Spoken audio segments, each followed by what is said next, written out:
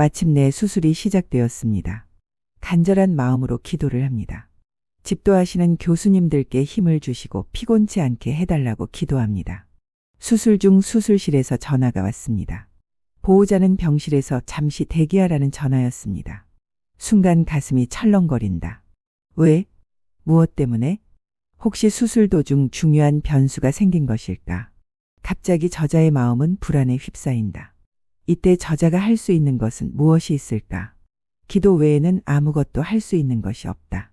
하나님, 저기 수술실 안에는 하나님이 사랑하시는 주의 자녀가 수술을 받고 있습니다. 부디 아무런 문제 없이 깨끗하게 수술이 잘 끝나기만 해주세요. 이렇게 기도밖에 할 수가 없었습니다.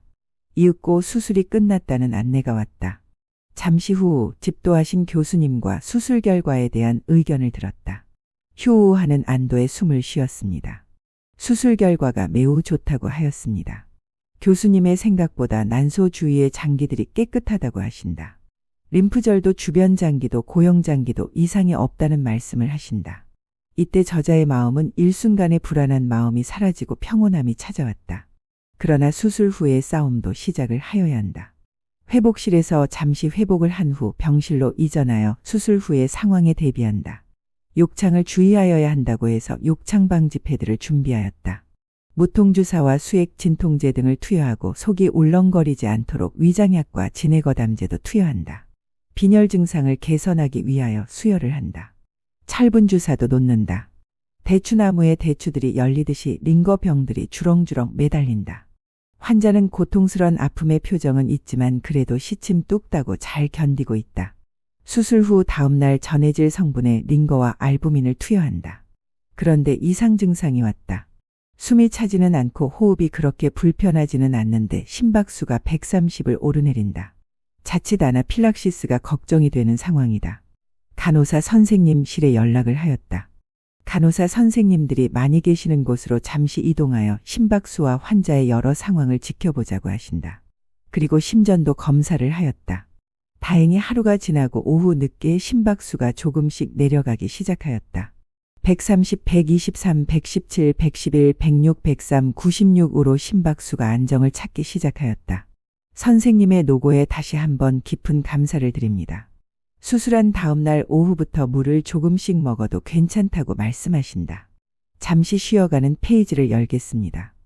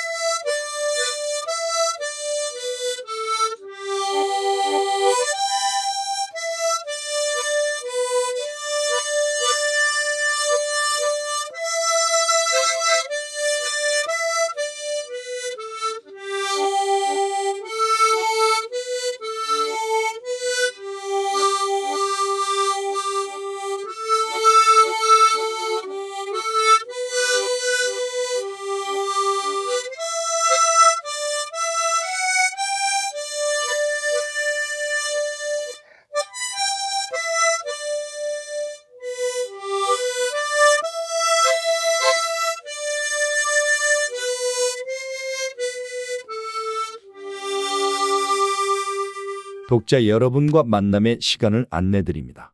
현대의학의 혜택을 다 받아서도 질병 치유가 힘든 분만 저자와의 만남을 예약하시기 바랍니다. 카톡 또는 이메일로 언제라도 예약하여 주시기 바랍니다. 다시 이어갑니다. 아침 일찍 5시, 6시경에 매일 폐와 복부 엑스레이 촬영을 하여 수술 후에 예우를 주시한다. 의료진의 수고가 눈물겹도록 고마울 뿐이다. 매일 흉수와 복수를 배출하고 있다.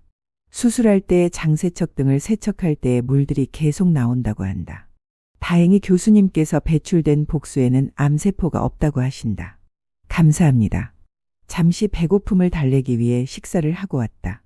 그런데 환자가 침대에서 사라졌다. 깜짝 놀라 간호사 선생님께 문의하였으나 어디 간 데가 없는데 하신다. 저자는 화장실에서 넘어졌나 싶어 이곳저곳 화장실을 찾아보았으나 보이지를 않는다. 그때 저쪽에서 휠체어에 지인이 타고 온다. 다른 간호선생님이 수술 부위를 소독을 하고 오신다고 한다. 지인의 얼굴이 선명하게 다가온다. 아마도 평생에 잊지 못할 표정이 될 것이다. 양볼이 쑥 들어가고 핏기 없는 헬쑥한 얼굴과 초점 잃은 눈동자가 가슴을 너무나 아프게 한다. 다시 병실에 누워 항생제와 여러 가지 링거병이 달린다. 많이 달릴 때는 5개까지 링거 종류들이 달린다. 그 중에서도 항생제는 수시로 달린다. 저자는 항생제를 저렇게 많이 투여하면 안 되는데 하지만 어쩔 수가 없다. 그 다음날 새벽에 흉부 엑스레이 촬영을 하였다. 매일 흉부 엑스레이 촬영을 한다. 결과에 따라 금식을 마치고 미음부터 식사를 시작한다고 한다. 수술 후 4일째 되는 날도 금식으로 물만 조금씩 마신다. 오늘이 금식 5일차이다. 다시 위장약과 항생제 진통제를 투여한다. 그리고 오후에는 포도당 링거를 투여한다. 그리고 소변을 보고 난 후 잔류 소변이 얼마나 있는지 초음파 검사를 한다. 그리고 빈혈을 좀 더 치유하기 위하여 잠시 후 수혈을 한다고 하신다. 독자 여러분, 여기서 저자는 반성을 많이 하게 되었습니다. 26년 동안 치유사역을 하면서 아픈 환우들만 신경을 쓰고 그들을 위해 기도하였지만 지금에 와서야 환우의 가족들을 위해 기도로 그들을 위로해야 한다는 것을 깨달았습니다. 아픈 환우의 고통 수치가 100이라면 환우를 돌보는 가족의 아픔은 120이 넘을 것이라고 이제야 깨달았습니다.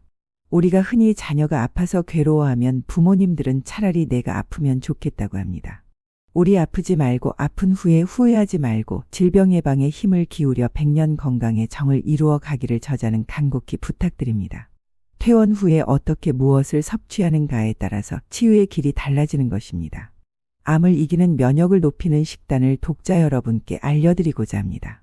저자가 이야기하는 지인은 저와 평생을 동고동락하며 저에게 늘 힘이 되어주는 우리 가족 꽃길로 걷기만을 바라는 제가 사랑하고 아끼는 올해 65세 저자의 아내입니다. 등잔 밑이 어두웠습니다. 등잔 밑이 정말 어두웠습니다. 아내에게 미안하고 후회스런 마음과 다짐을 전해봅니다. 퇴원하면 잘 돌보겠노라고. 생명의 원천, 적혈구의 길을 여는 위대한 힘. 진세노사이드, 사포나 어원은 히라버로 먹을 수 있는 식용비누입니다. 시청하여 주셔서 감사합니다. 계속해서 GSD 치유상식과 GSD 가정치유 약선식을 올려드리겠습니다. 진세노사이드와 26년을 환우의 아픔과 100년 건강의 정을 위해 외길만 걸어온 GSD 약학연구원입니다.